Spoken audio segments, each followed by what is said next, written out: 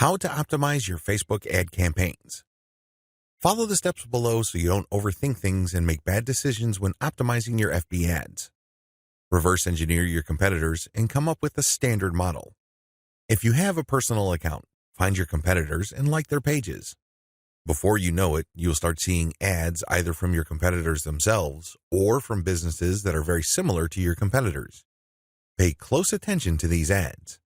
Reverse engineer them to find the standard model for these ads. In other words, go through as many of these ads as possible and get a clear understanding of what kind of pictures, headlines, and text they use.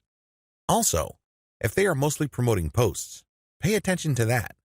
Whatever the case may be, look at what they're doing and see common patterns.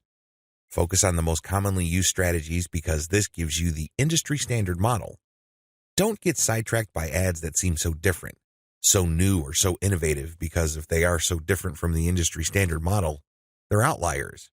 There's a high chance that those ads do not convert. Come up with your own version and test with a low budget. Test with a low budget.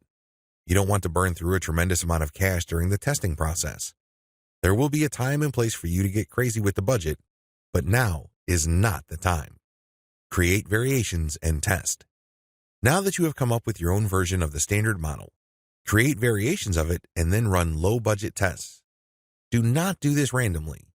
Do not do this based on your feelings or impulses. Instead, you have to follow certain rules on how to create variations. Otherwise, you wouldn't know which part of the ad accounts for its greater success. I've seen this happen many times. In fact, I've committed this mistake before. I would take an ad and test it. I would notice that it's not getting that many clicks, so I'd change half of the ad. Maybe I change the picture and then the headline, or I would change the heading and the description. Whatever the case may be, I would change half of the ad, and sure enough, it would improve.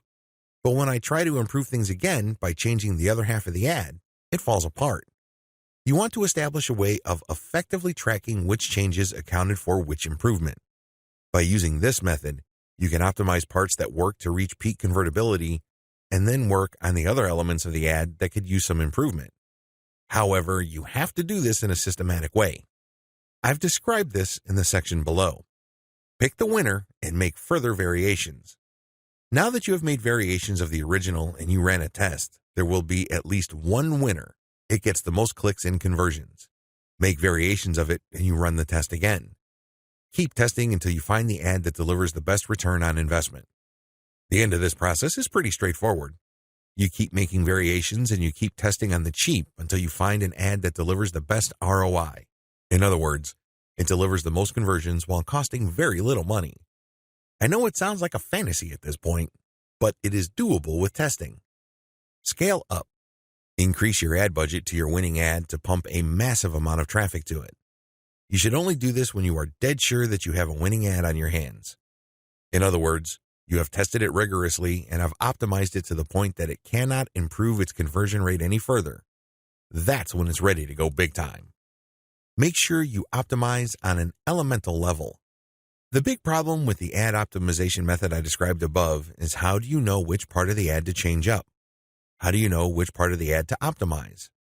Wholesale variations do not work. You can't just take an ad, see that it doesn't work, replace it with a completely different ad, see that it doesn't work, and then repeat that process. Even if you're spending very little money, it still burns a tremendous amount of time, effort, and opportunities.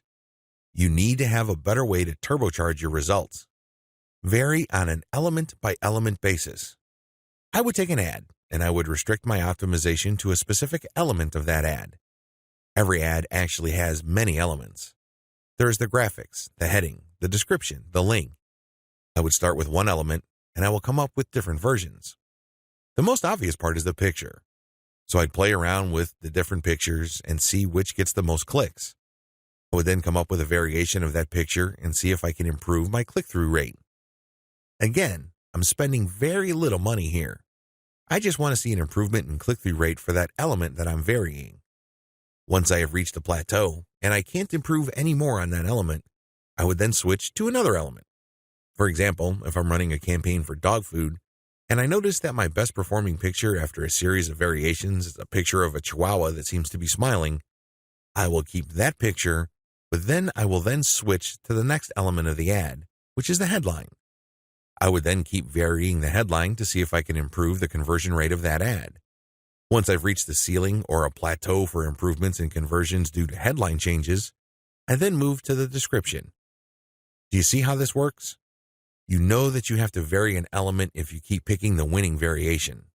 You do this with small tests until the whole ad is optimized. After all elements have been optimized, scale up your ad buy. Once I've gotten an ad that converts much better than its original form, and I've gone through all the elements, now is the time to scale up. This is where I pour quite a large amount of cash into my Facebook ad campaign to boost traffic.